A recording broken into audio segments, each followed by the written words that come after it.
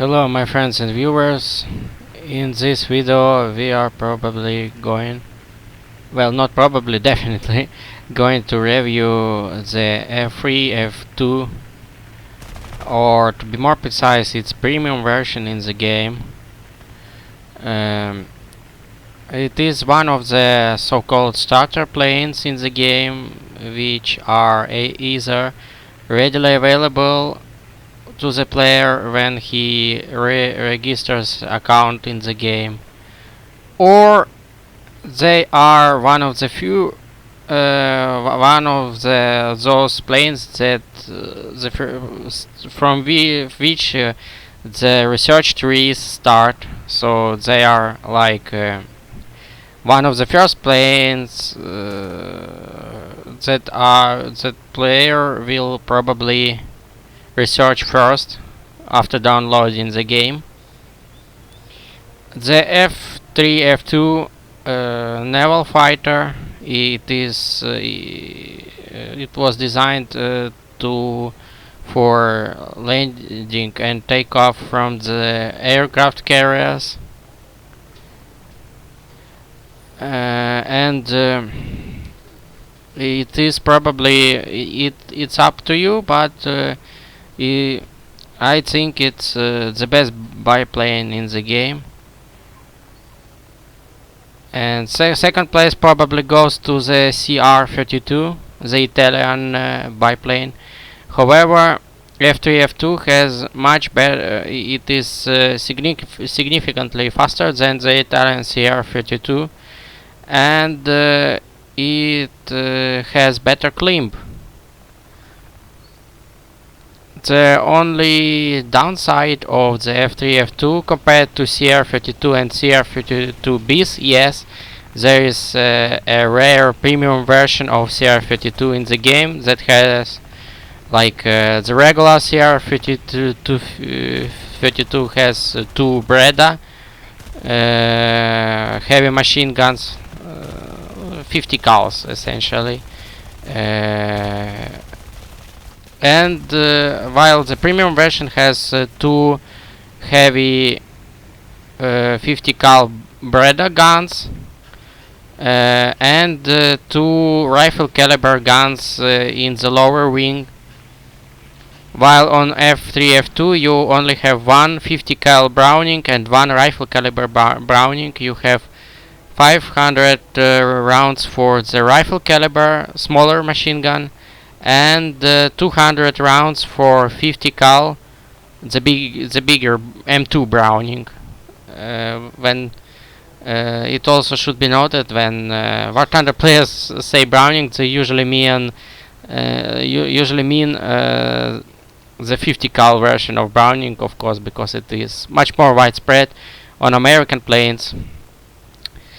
It should be noted that it's quite remarkable is because this plane was developed between two eras in the aircraft design. It was the last days when biplanes dominated the minds of those who designed fighter planes. But like the British Gloucester Gladiator fighter, the F3F2 also incorporates some of the it was top-notch technology at the time during the late 20s, early 30s, but these things are closed cockpit and also retractable landing gear. As you had already noticed, unlike many other biplanes, the F3F2 has retractable landing gear. So I'm going to speed the stuff up to make video shorter and more digestible for you, because I kinda agree with that. With this, shorter videos are much more interesting, simply because attention span in humans and in other mammals is limited. Probably the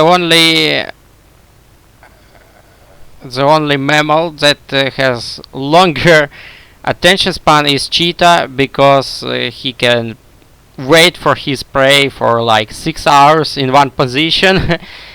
But if you are capable of sitting sitting on a chair 6 hours non-stop, that doesn't mean that you are a cheetah. Of course. It is also quite remarkable that it is also found on many interwar period planes, the optic side. Eventually most most aircraft designers switched to the collimator sides, but except for Japanese, the early Ki-43, early modifications of Ki-43, they actually had interwar style optic sight, and I should tell you a small story. When I was playing the old Il-2 Sturmovik, I mean the Il-2 46 version, which was the essentially old Il-2 Sturmovik with all add-ons installed. You can buy it on Steam for like $7 or something. I really enjoyed the Japanese campaign, which to be more precise, Imperial Japanese Army campaign. And for the first at least several months, the player I used the Ki-33, and at first it was a modification with 2 rifle caliber machine guns, but then quickly my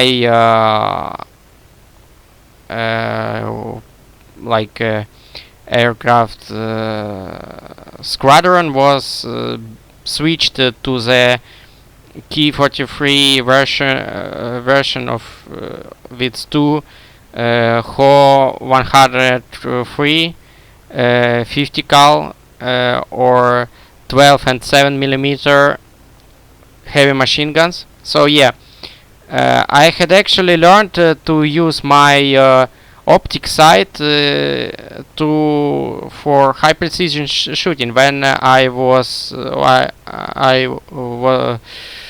flying bomber interception missions. I actually used that optic sight to aim for engines, and it actually allowed me to quickly bring down those bombers, because as you probably already know, firing rifle caliber machine guns at bombers fuselage is pretty much useless.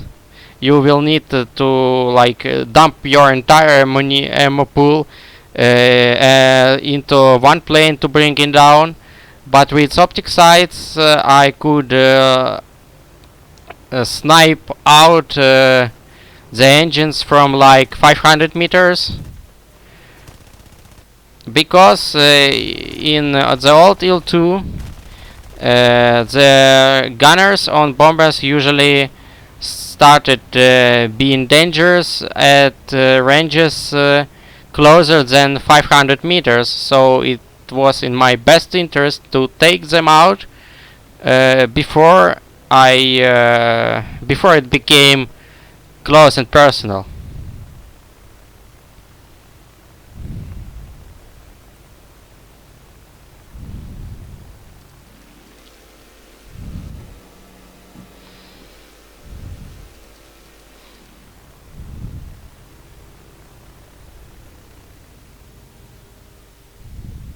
Speaking of F3F2, it's quite an interesting machine.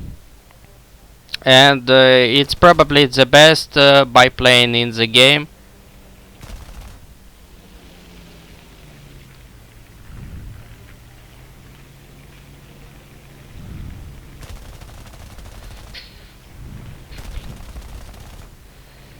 Or Biplane.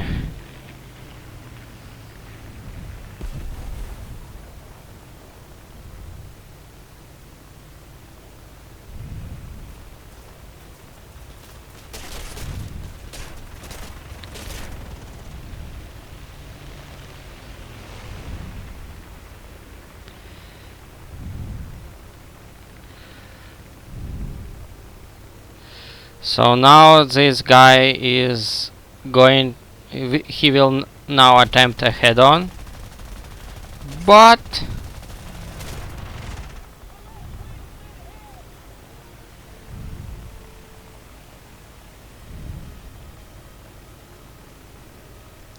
well, anyway, I'm going to show you how I landed despite heavy damage.